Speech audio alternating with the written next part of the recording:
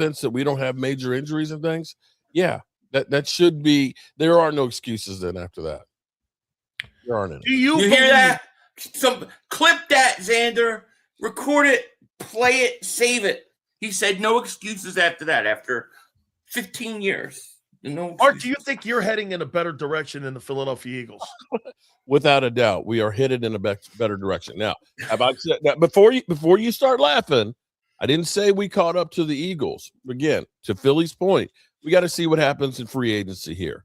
We got to see what happens in the draft on who we end up getting. But right now, I'm sorry, the Eagles are taking hit after hit. You don't even know who your tight ends are going to be next year, and tight ends are key. Tight ends are more important than the number one wide receiver.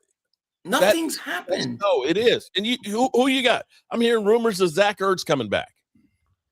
Who's on an ACL? You know as well as everybody. Look, dude, I just read a thing the other day saying the Eagles are pursuing Jamar Chase and Jefferson to go along with Devontae Smith and A.J. Brown. I mean, the rumors out there right now are so ridiculous, some of them. I don't know how you put stock in really any of them. Until something happens, it happens. But who knows? Okay, well, wait. All right, well, wait a minute. Wait a minute, guys. Wait a minute. Okay, so Philly, is Goddard back? No, it looks like he might not be. And a week before the combine, it looked like he was going to be.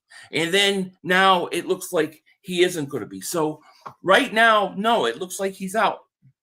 But do you believe that all the new coaches, what does that tell you about all the new coaches with limited experience being hired to that? You don't think, like last year, my question mark was on Kevin Patullo.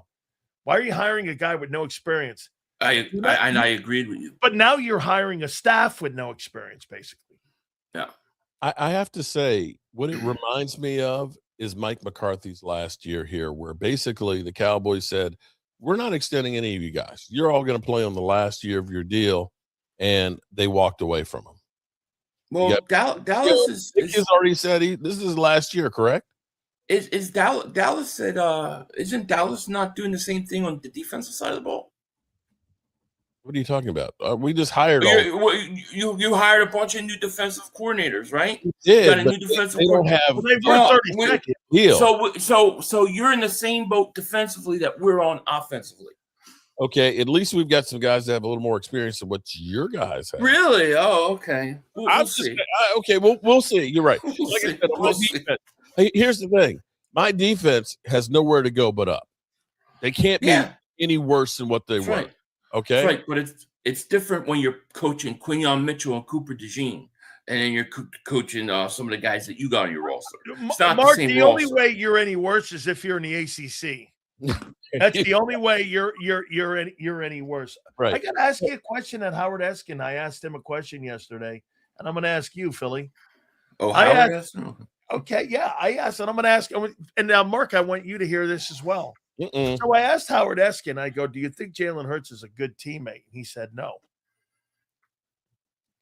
What's your take on that? I would expect him to say that.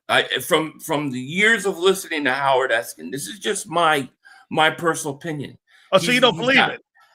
No, because he always sticks up for the coaches and he always sticks up for the front office. So he is not going to put any of the responsibility or look at anything that happened this past year and blame them. He'll only stick up for the players, it seems like to me, if they're his friends. Otherwise, nah, he's gonna throw the players under the bus before the coaching staff every day of the week. So I take nothing in it. How about that there? What do you make of that there, Mark? That Eskin says that, and he wanted me to rephrase it like this: he could be a better. And you got to know who Eskin is, though. I don't know how Mark knows how much he's listening to Howard Eskin. I used to listen to him every day, in school and high school, so I know who Howard Eskin is. He's a more gassed up for you. He's a more gassed up Norm Hitchkins. Here's what I'll say. Okay, that's an old Dallas guy there. I'm a Cowboy fan, and a homer, so it doesn't matter what I think. Well, on the outside looking in, when you start hearing about players that want to get away, like A.J. Brown, okay, your buddy Lord Brunson said, good buddy of his saw him at a party, and he was talking about wanting to be traded. He wants to get away, even though hold on, wait. Just That's not what he said, but go ahead. Let me finish here. You hear the rumors where people say that, people don't want to work with Hurts, right? And people are saying they don't want to work with your coach, Dracula. So somewhere in here, yes, there's all kinds of rumors, but you can't keep getting all of this stuff from all over the place here. Something is not right in there where people aren't excited about going to a team that won back-to-back divisions and just won a Super Bowl. You would think that everybody would say, as a coach, let me go there and coach, man, because they just won the Super Bowl. They got a loaded roster. Yet you had to do, 16 interviews to find a guy who was still wet behind the ears to be your offensive coordinator? Philly, retort. First of all, what Lord Brunson said was, he said that, yes, A.J. Brown had talked about wanting to be traded. That's not news to everybody. Everybody knew that. We knew that. There was reports after week three. That was already out there. That doesn't mean he's going to sit there and not play or not be good for the team going forward. You got to still go out there and play. As far as the coaching staff goes, look, I could understand why some of the offensive coordinators might not want to be with Nick Sirianni if he's interfering with their offense. So I can see that. But to say that people don't want to go to Philly and Philly is some place that players don't want to be and coaches don't want to be, I think that's total bullcrap, to be honest with you. I don't think that at all. I think most players would love to come to Philly and play in Philly. Do you think and Max Crosby just spoke of it.